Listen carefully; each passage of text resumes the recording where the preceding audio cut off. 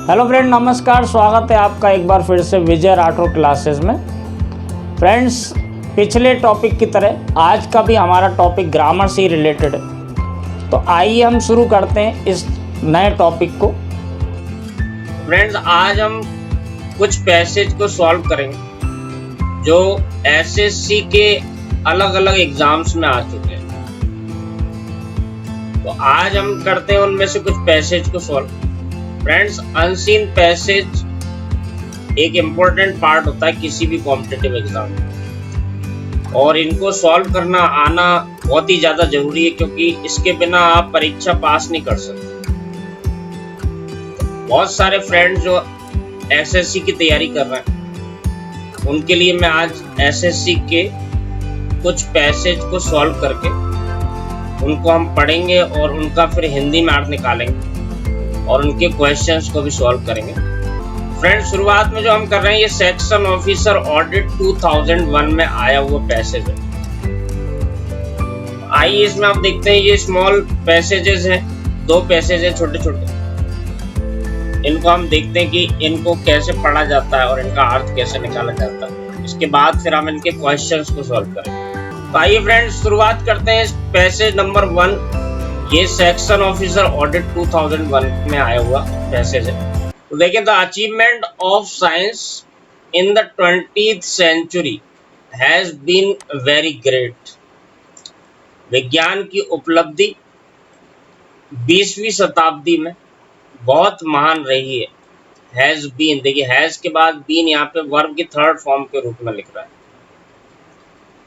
Its influence can be felt, देखिए can के बाद बी लगा करके 3rd फॉर्म लगा रहे हैं, यानी पेसिव बना रहे हैं। Its influence can be felt in every sphere of life.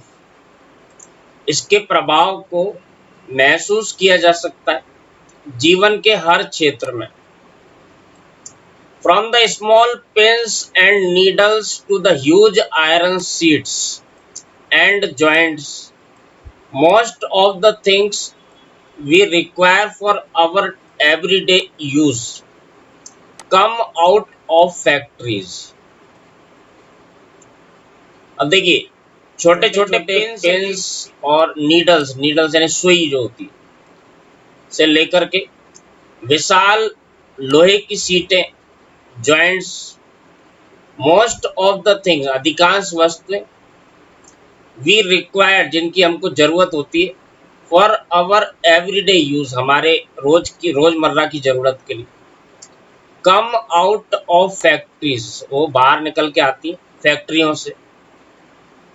Where scientific principles are utilised for practical ends, जहाँ वैज्ञानिक सिद्धांतों को उपयोग में लाया जाता है व्यावहारिक उद्देश्य को पूरा करने के लिए। प्रैक्टिकल एंड्स यानी व्यावहारिक उद्देश्य। नेक्स्ट पैराग्राफ देखते हैं friends. Science has enabled man to bring forces of nature under control. विज्ञान ने मनुष्य को योग्य बनाया, इनेबल्ड देखिए योग्य बनाना, to bring forces of nature under control, प्रकृति के शक्तियों को अपने नियंत्रण में करने में, and to use them for his own advantage, और उनका प्रयोग करने में अपने स्वयं के फायदे के लिए। ओन मतलब स्वयं का, खुद का। It has brought the distant parts of the world close together, या दुनिया के दूर दूर के क्षेत्रों को पास में लेकर के आया। Our knowledge of the universe has been much widened, हमारी ब्रह्मांड की जानकारी को और फैलाया है, बहुत ज़्यादा। मच यानी बहुत, वाइडन यानी विस्तृत करना, फैलाना। On account of the untiring efforts of the astronomers like Jeans and Eddington.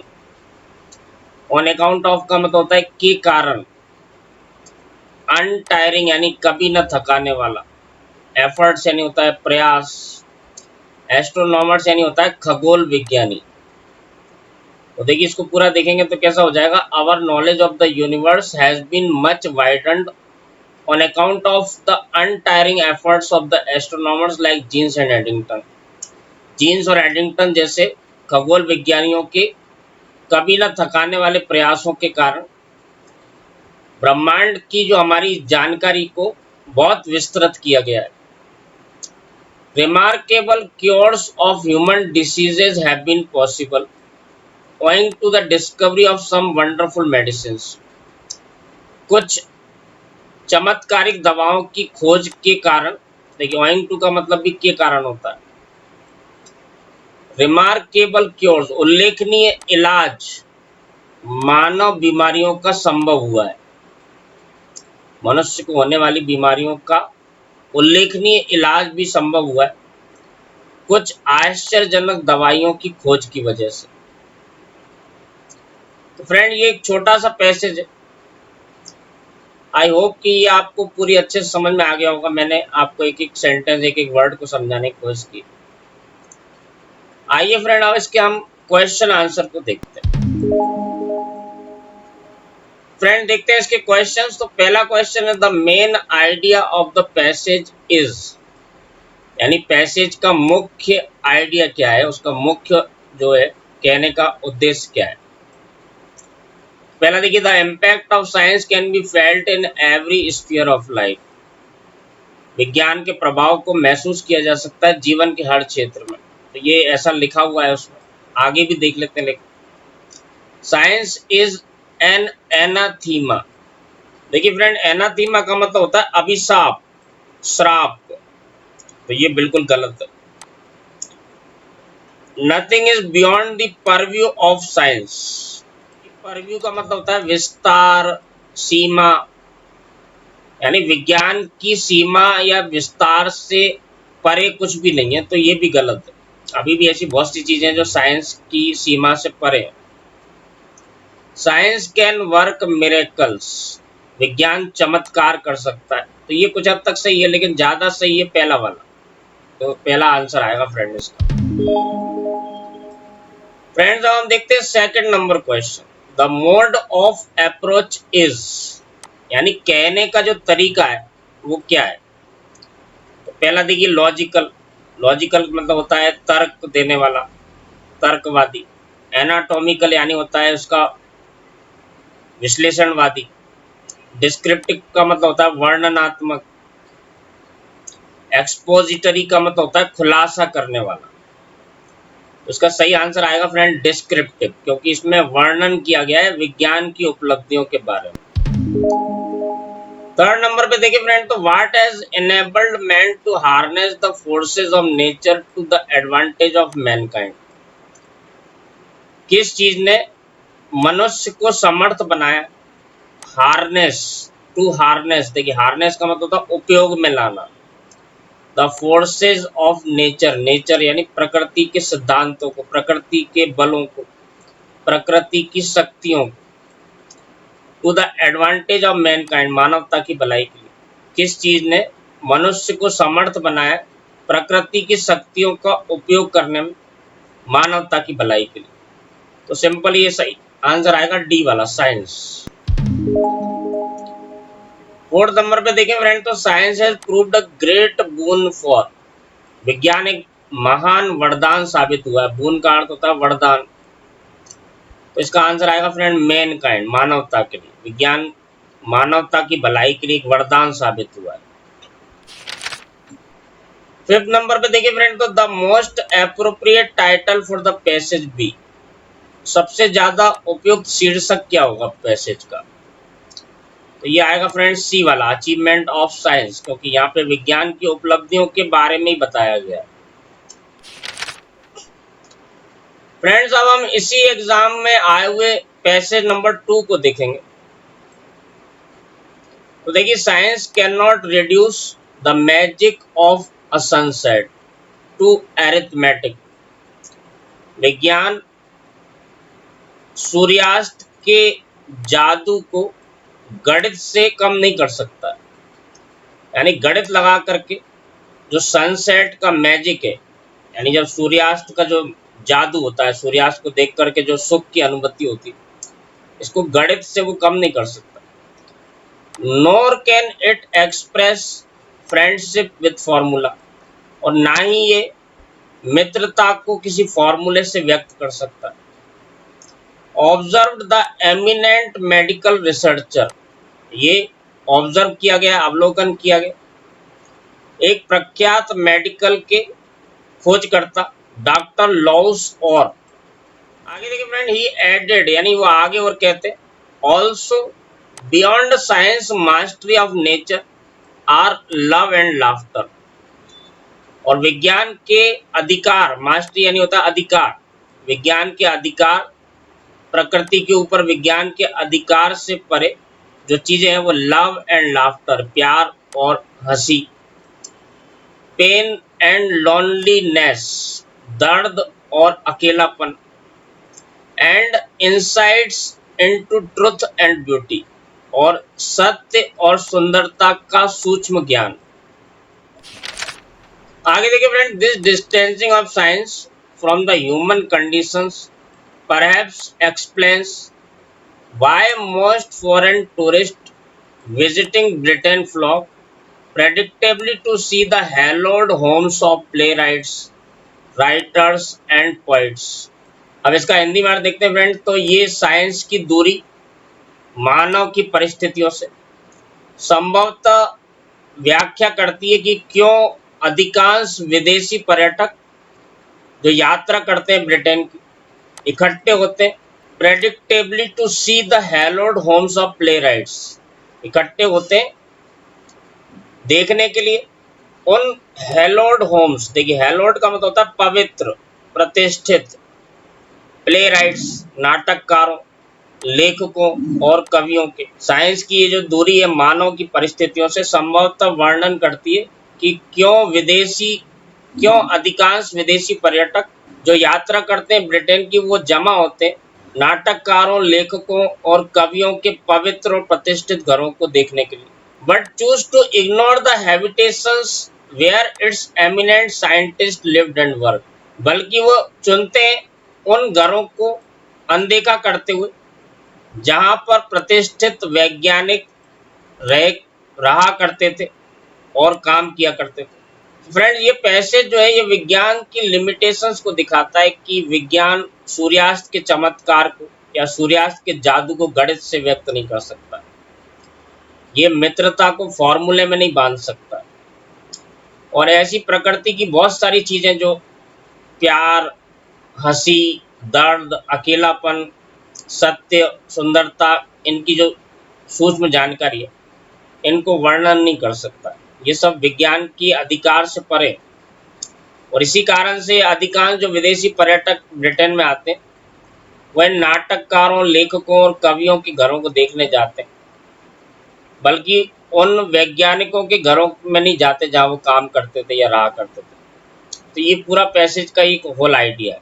आइए फ्रेंड्स, अब हम देखते हैं कि इसके क्वेश्चंस को कैसे सॉल्व किया जाता है। तो फ्रेंड, पहला क्वेश्चन है, why is it that science can not express friendship with a formula. ऐसा क्यों है कि विज्ञान मित्रता को एक फॉर्मूले से व्यक्त नहीं कर सकता। तो पहला देखिए friend, science and friendship can not को एग्जिस्ट। विज्ञान और मित्रता साथ में नहीं रह सकते, तो ये गलत है। दूसरा देखें, it is abstract term which can not be grappled by science. तो एब्स्ट्रैक्ट का मतलब होता है फ्रेंड्स भाववाचक, टर्म यानी होता है नाम, ये एक भाववाचक नाम है जिसे विज्ञान के द्वारा नहीं समझा जा सकता।